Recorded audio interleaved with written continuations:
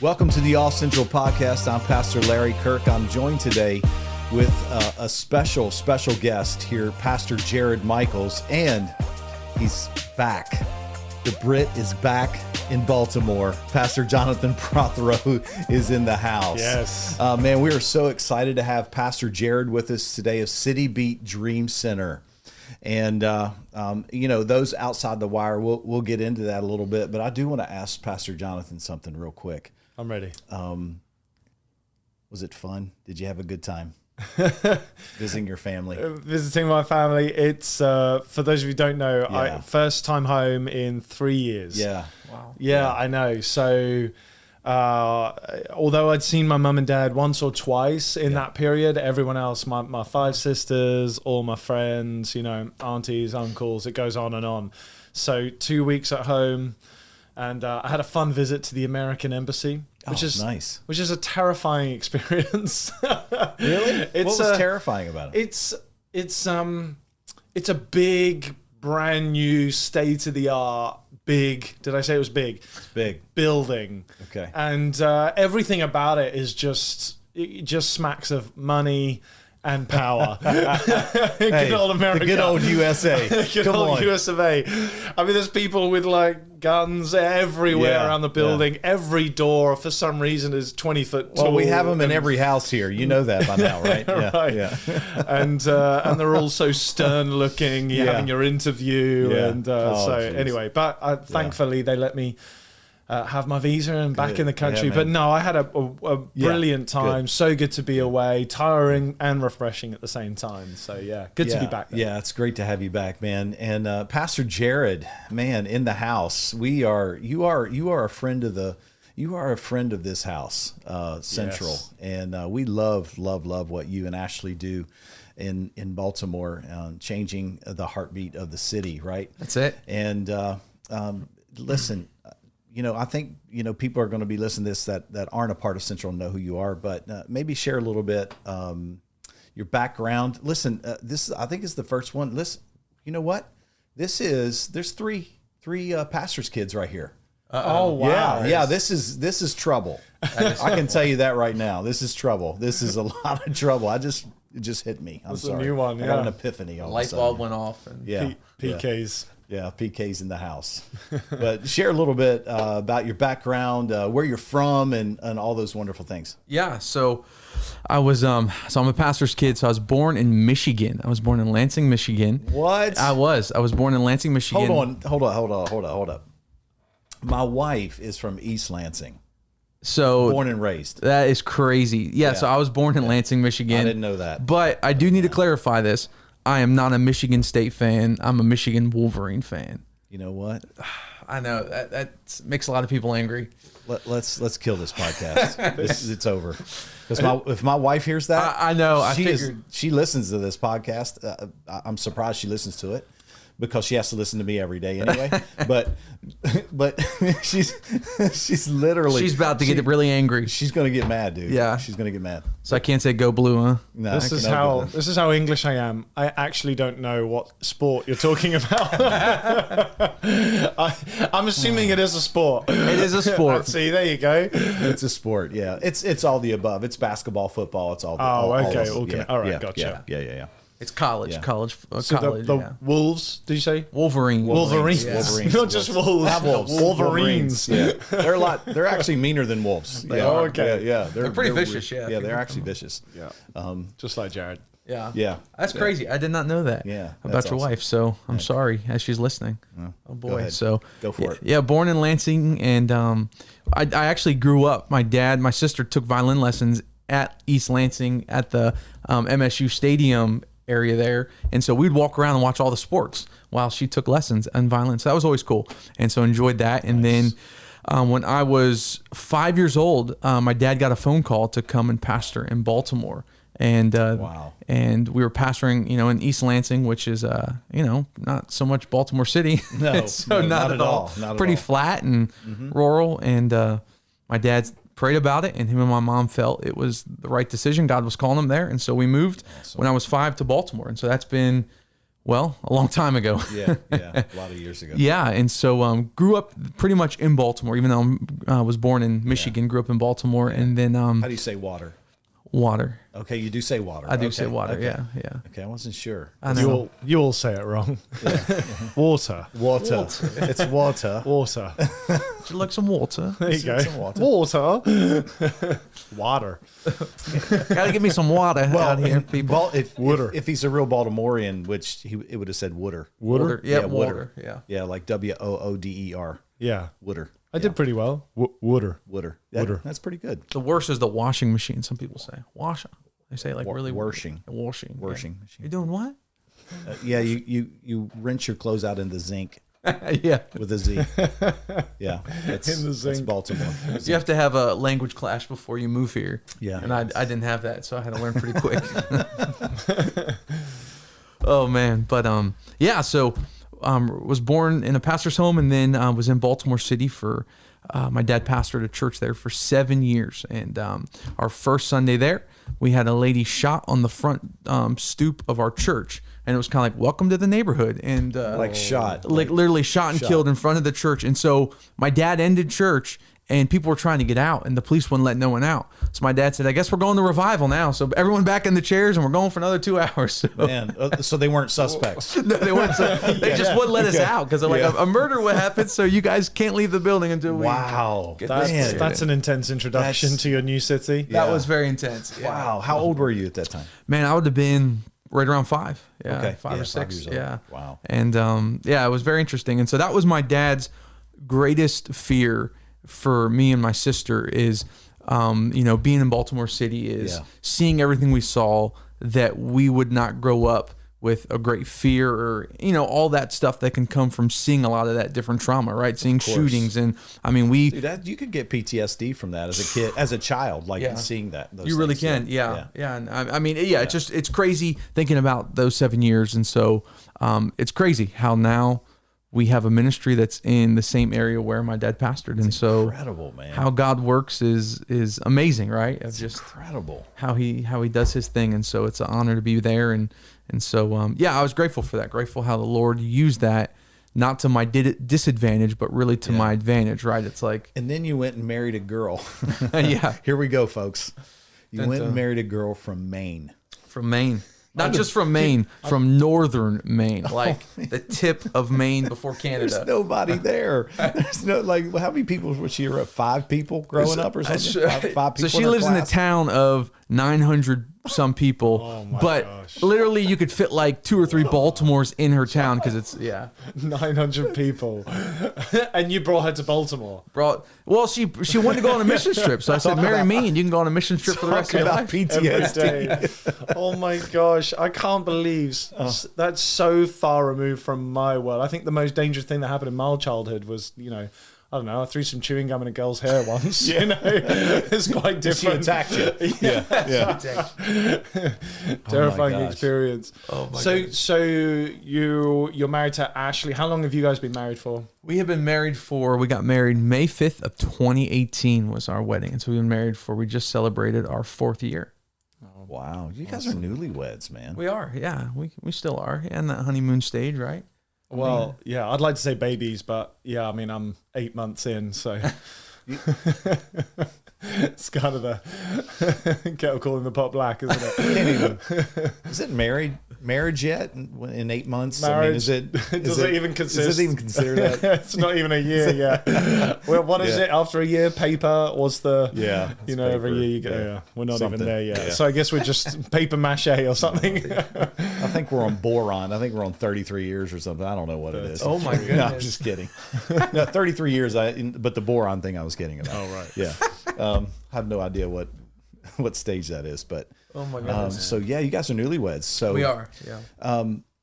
how was the adjustment because you guys didn't start out there? We did it. No. Yeah. Where were you at? You were at your dad's church, right? I was. For a So little bit? I was youth pastoring, and then we started the Dream Center as a side project. Basically, a lot of our youth kids, we were running a couple hundred youth kids, and majority of them were unchurched kids. Yeah. And their background was, a lot of them, for coming to church, their parents would. This happened numerous times. Their parents would literally kick them out of their house because they came to church. I mean, that was just the environment. And so my dad, they bought a property 2 doors down, and my dad gave me the house to live in. And so I said, could we move some of these like guys into the house because they're getting kicked out of their home and they're homeless? And so out of that, the Lord really started to birth a heart of what we do today.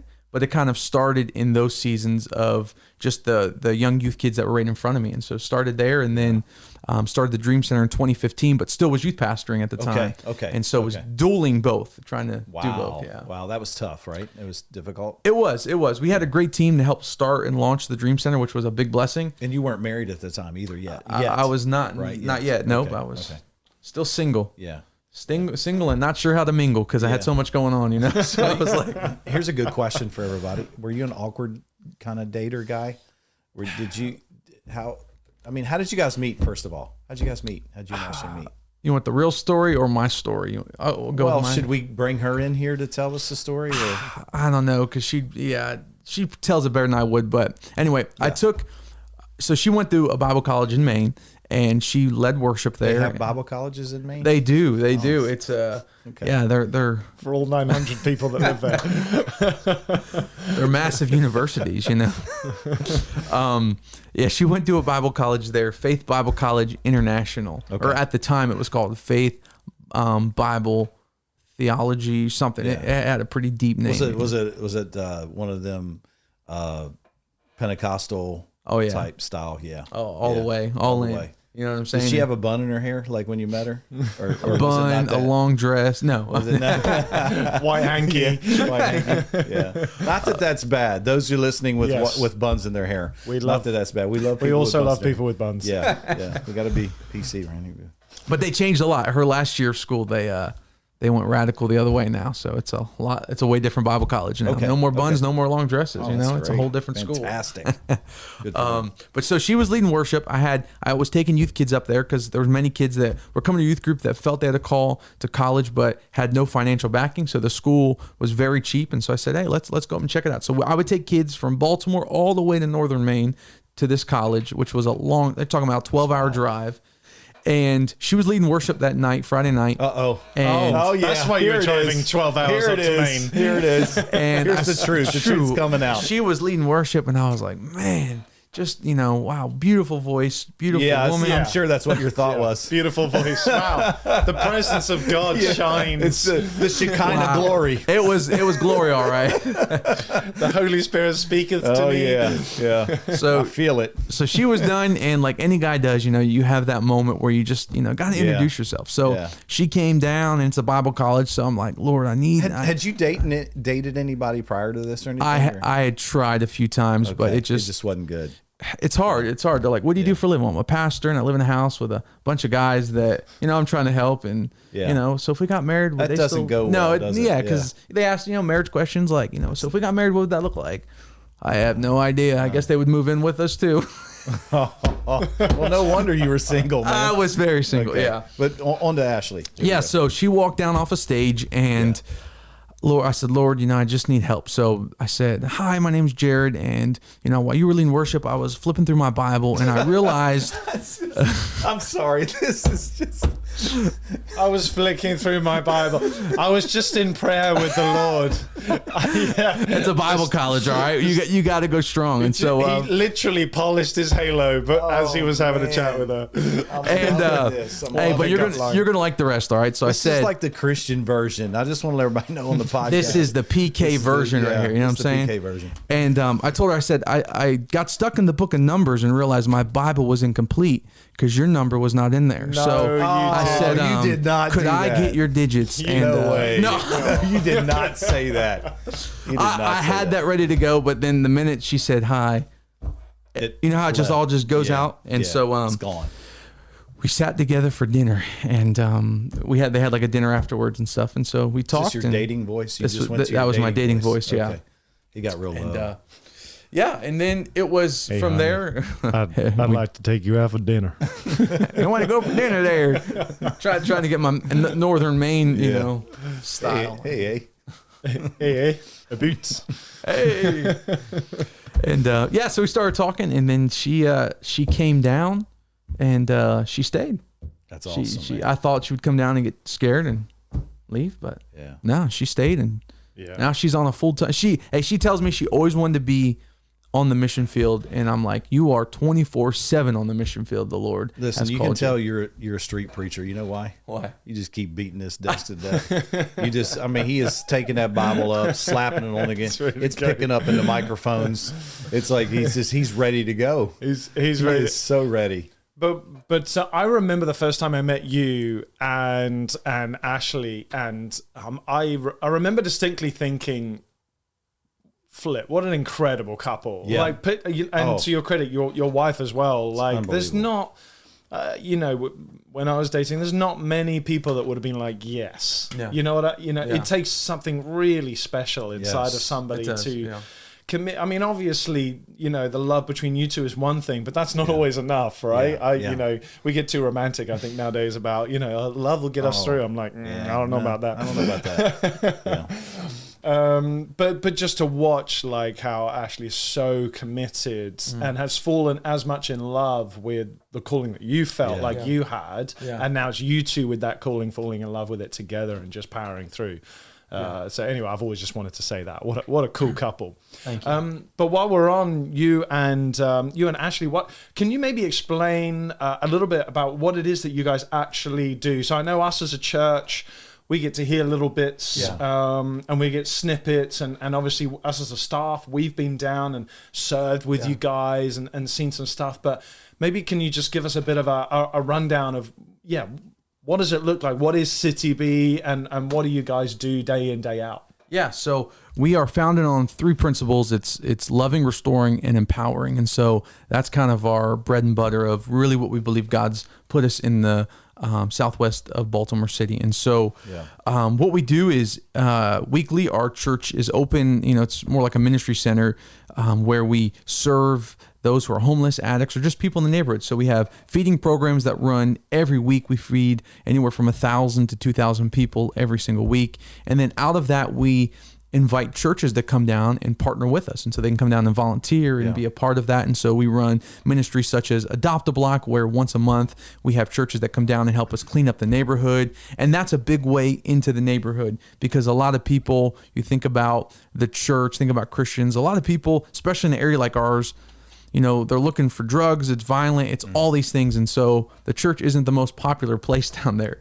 And so you have to find ways, and the Lord really helped us with, as when we do Adopt a Block, to be intentional with people, because a lot of people ask, why do you clean up trash? Don't you realize how dirty this neighborhood is, right? Or why are you out talking with people? Like, just stay to yourself. And so it does give us an open door to really share with people the hope we have in Jesus, and people are attracted to that. Yeah. Right. And so we do our Bread of Life Soup Kitchen, Adopt a Block.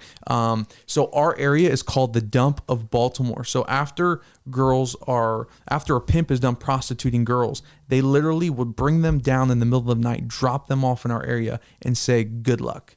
And so there are girls on every corner. Basically, they get addicted to drugs, and they just use what they've always known of prostituting themselves to earn money. And so we have a team that goes out Wednesday nights and other nights that minister to these girls. And it's heartbreaking. It is heartbreaking. I mean, now, me and my wife just had a daughter 16 months ago, and my whole way of seeing things has drastically changed as well. Because, you see a girl and she's 20 years old standing on a corner, and man, you just think like, especially I think this way now of like, man, imagine if that was my daughter Eva, like how much would, good Lord, and so there was so much need in our neighborhood. And so our heart is basically, we can't conquer it all in a day. So obviously in our motto of loving, restoring, empowering, we have a saying, and it's to see a need and meet it, to find a hurt and help heal it. So every need that comes through our building, our hope is, hey, what's the need in front of us right now? How can we meet that need? Yeah. What's the hurt in front of us right now? How can we be a part of tangibly seeing Christ heal that? And so that's how we live every day. It really, really is. Because if we, I think, lived with the broad scope of we have to change this all right now, we would be stressed out and overwhelmed. And so we live day by day stories that God's doing as we're seeing lives transformed every day. Man, what you guys do, and if nobody's ever, if you're listening to this and you're even in around the area, or you're from our church and you've never served at CityBeat Dream Center, I just encourage you to do that. We'll make sure that everything you can get a hold of the website and even DM Pastor Jared and even Ashley on Instagram if you ever want to go serve. For us, it's a highlight. We love going down there and serving with you guys. And as a staff, like we don't ask our church just to do it. As a staff, we go down and do it. Yeah. We try to do that at least once or twice a year. And it just brings perspective to ministry and what you guys do. And I think when I look at that, I think how exhausting, because I'm just, God gives you a grace to do it, right? He's called you to do it. He hasn't called me to do it. Right. He's called you to do it. But we are the hands and feet in Jesus. And we as a church, Central, love and support what you guys do. But it has to be like, how do you refresh yourself?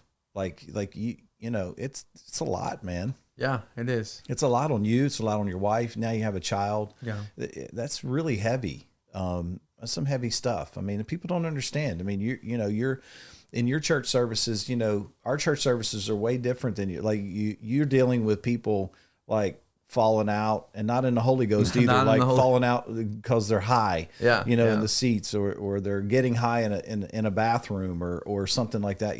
There's just crazy stuff happening when you're there ministering. But how do you, what would you say to someone that needs just, to take a step back and how do you get refreshed? Yeah. Like what's your rhythm? How do you guys do that? Yeah. Well, I mean, first and foremost, the foundation is obviously Christ. That is, and, early on when we moved to Southwest Baltimore, it was overwhelming. I think the first couple weeks and months were just like a lot because there's so much need coming at you at one time. It's almost like, when you're at a theme park or somewhere and like the wave pool, and right, that waves would just keep coming when it's wave time, right? Yeah. I felt that way. I was like, man, does this ever slow down? Does this ever did the needs ever just get met? And then we have like a peaceful moment, but it's not like that. And so I learned very early on to really model what David put, where when David was running from Saul, it said, when he was hiding in a cave with his men were all complaining and grumbling. And it said, David slipped away and he strengthened himself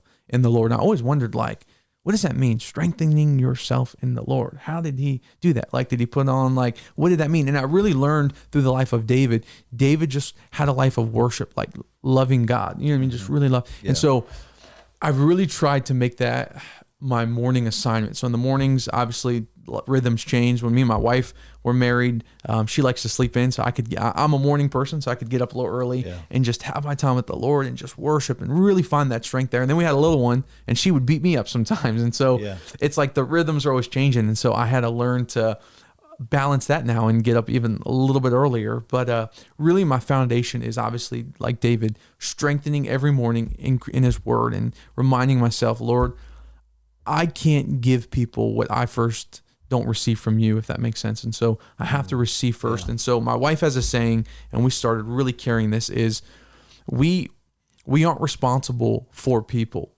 We're responsible to them. So when we're out ministering, it's good. It's important to realize the balance of I'm not responsible for the choices you make. I'm responsible to you. So in this moment, God's put you in front of me.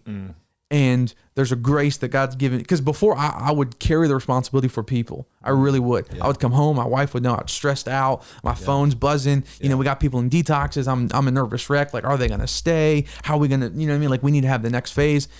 And really my wife helped put it in perspective of just, you're trying to be God for these people. You're not responsible for them. Yeah. There's a level of responsibility they can carry and God carries, but you can't carry. You're responsible to them. Have you carried the part in which God's called you to play? Yeah. And there's still a burden to that, but really I feel like that was a big shift for me. Yeah. Because it helped reframe a lot of when I get home at night, now I'm more available with my family and not, carrying all of this pressure of we have all this, if that makes sense. And did your dad help you with that? I mean, because he ministered in that area, in those areas. So did he help you with some of that, unpacking some of that stuff? He's definitely, my dad is, I would say, probably the greatest mentor I have in my life in that sense. And so he really did. He really has helped in that area of just saying being able to have someone to talk to and just be able to say, hey, what do you do when this happens, right? Because it's hard. It's hard. I've been to churches in the last, how was, like you're saying, a Sunday morning service, and you share, well, then this happened, and I'm not saying it's a joke, but like we had a lady come in one time with no pants on. Like just, how do you deal with it? Yeah. And it's like, it's like, all right. Like, and everyone's, just buzzed, and I'm like, all right, Lord. Listen, pastors, this is what people don't understand about pastors. Pastors deal with some of the craziest stuff and some of the craziest people you'd ever meet in your life. Yeah. Like my dad's he's on a trip. He took a whole group of people to Israel. And there was a woman walking around naked from his group. She had lost her mind in the middle of this, and she was making she had like, I don't know, I can't remember. Gabby, how many toilet paper rolls? At least 10 toilet paper rolls. She was making a nest because she was going to give birth to the Messiah. Oh. Like, so that is absolutely, So no, this is what I'm saying. Right. Like pastors deal with some of the this is what people don't understand. Like pastoring, I don't know what the craziest thing you've ever seen. John. Do you know what's so funny is I was actually talking about you to a pastor in the UK, and I was a little bit mean, but they would, I was kind of talking. They were talking about some of their struggles, and they were talking about how they're really focused on getting people to jump more in worship, and I just thought that's cool. But but I'm like, I also know a guy who's like, it's just a little different. Like, he's dealing with like, can we take less drugs today? Right. Let's start there. Yeah, let's start it's there. like sometimes pastors, what they think is a challenge is not a challenge at all when you put it in perspective of like what Jared and Ashley have to deal with. Yeah, exactly. Yeah, let's not shoot up in the bathroom today. Right. Yeah. But it's just like a real disconnect. We had a lady come in one time, and this is actually when my dad was pastoring, and in the city, he was leading worship at the time. We had no worship leader, and a lady came in from the bar, just drunk as could be. After the third song, my dad's ending worship, she said, hey buddy, can you get off those keys? It's about someone else's turn. She thought it was karaoke night at the bar. So she's like, hey buddy, can you get off the stage so someone else can have a turn? You know what I'm saying? Like, what do you go on? Let's pick this up. So it's like, what do you do? Like, I'm the pastor. You're in a church. Man, it's Someone did yell out. My dad was preaching on stage once, and big church, and someone yelled out, Pastor Peter, will you marry me? He's absolutely not. Verbatim what he said on stage. That's a good response. Everyone was cheering. That's our pastor. Yeah. That's awesome. Crazy stuff. Good stuff. But it is what you're dealing with is so. I mean, crazy is a good word for it. It's the extremes of what people are dealing with. Right. So extremes of prostitution, pimps, drugs, and in Baltimore, the city of Baltimore has really been wrecked by heroin in particular, and other drugs. So you and Ashley are right on the front lines there. Yeah. I've always wanted to know this.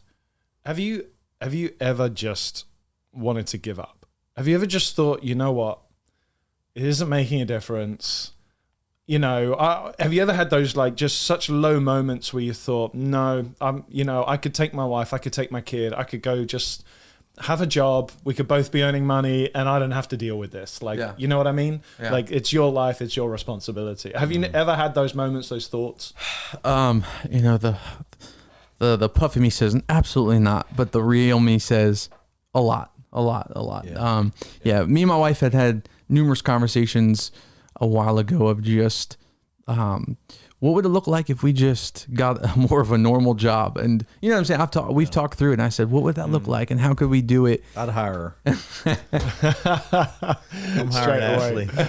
Straight, Ashley, where are you? Run and tell Ashley she's got a job. She has a job. Yeah. He's pulling out the contract. Yeah. He's ready to go. I got it under here. He's like, you shouldn't have said that. I got it ready. Yeah.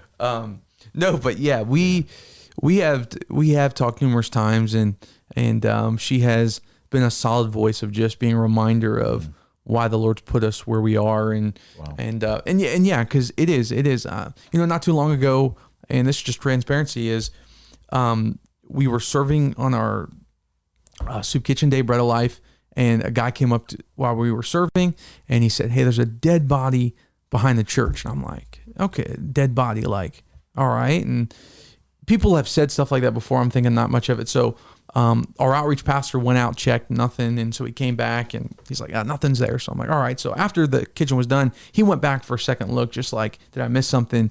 And in the abandoned house right next to our church, there was a guy dead. And so I came out to meet him, and there's the guy. And I guess they had put him, stuffed him in, it was just terrible. I guess they'd put him in a trash can.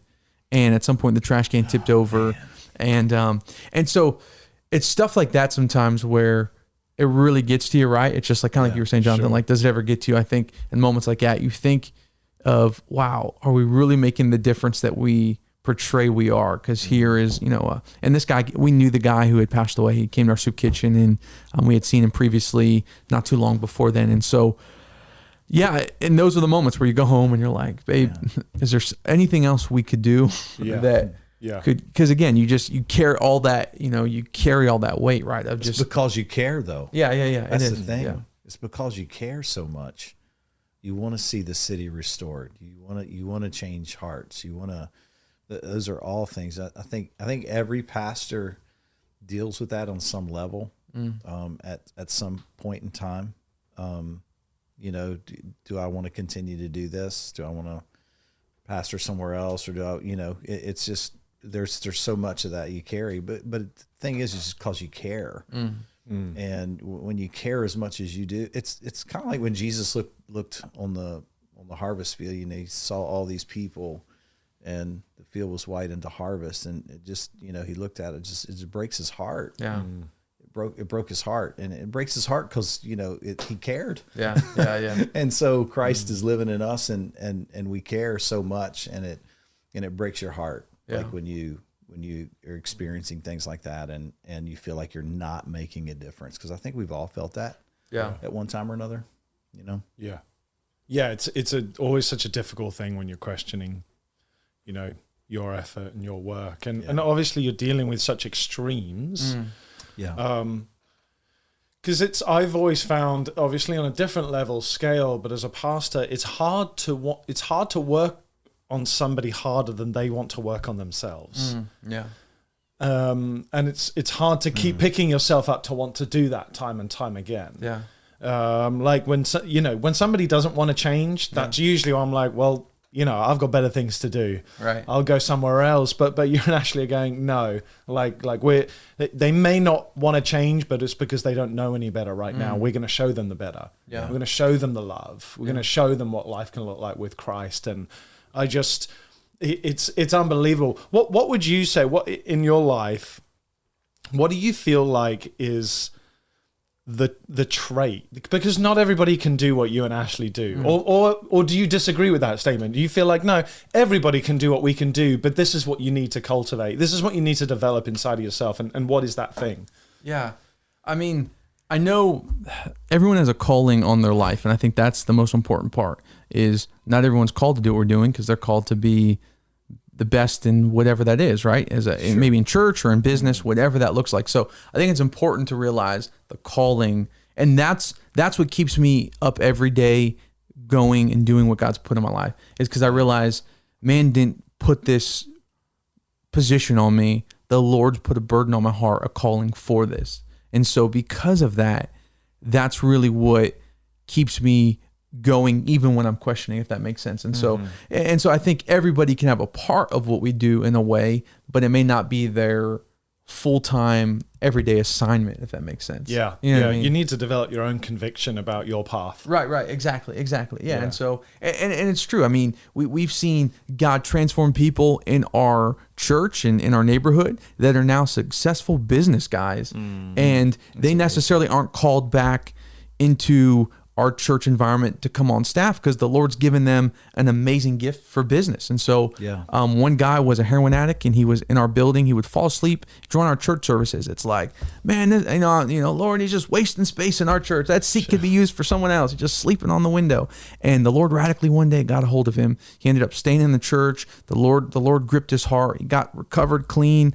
And a beautiful thing is so He's now one of our board members at our church, but get this, he works for NASA, has the highest level of clearance, and the new telescope they just launched, the James Webb Space Telescope, he was a part of the elite team that launched that telescope into space. Gosh. How crazy. Man, and so the Lord has called him for that, right? He's not called to come back and be a pastor on staff. Like, that's his assignment. Jared and Ashley, when they restore people to like high levels. Like it's not just a 9-to-5 job. This guy is SpaceX. He's involved in exactly. Yeah. I'm gonna come to your church. Yeah, go work for NASA. Man, You never know who's sitting in your seats, right? what a great story, brother. What a great story. I mean, that's, to me, it's a beautiful picture of God's plan for people in restoration. And you guys do that. And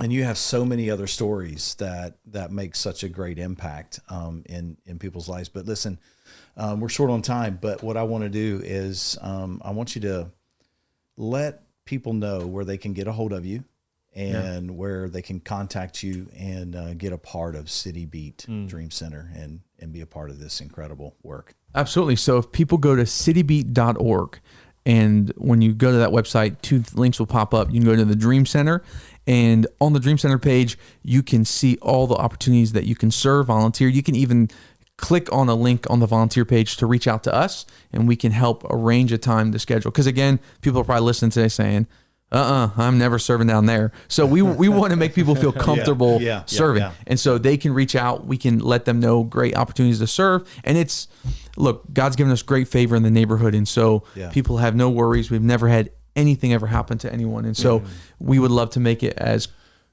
comfortable as possible for people to come down and serve. So. Yeah, I distinctly remember that. And if anybody is wanting to, but is a bit scared, like for me as a first timer, us as a staff going down, not for a second did I feel threatened, afraid. There seems to be a lot of buy-in from the community, understanding that, look, if we don't take care of this place, we lose out on the food and the care benefits, and everything that you guys provide. And so Jared and Ashley do a fantastic job of just creating a really safe environment. And there are different stations that you can work on where you can feel a bit more protected if you need to. You'll be a bit around more people. Or I stayed in the kitchen. You stay in the kitchen. Or if you're feeling brave, you can go to the front door or whatever it is. I just highly recommend going down and doing. It's a transformative experience, isn't it? Just being a part of it and seeing what you guys do. It's incredible. Well, with that, well said, and God bless you, Jared. Man, thanks for joining us today, Pastor Jonathan. It's good to have you back. I hope in some way today that this enriches your